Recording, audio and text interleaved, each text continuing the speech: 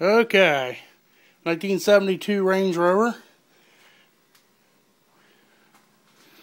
We're working on the teardown of it. Got the body shell off. Just the front clip and the firewalls left.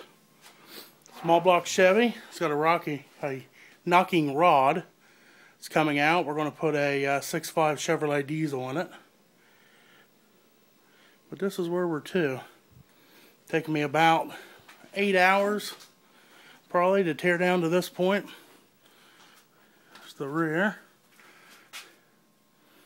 body pieces.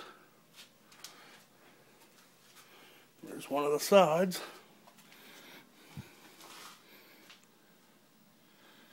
But anyway, we'll keep you in tune on YouTube.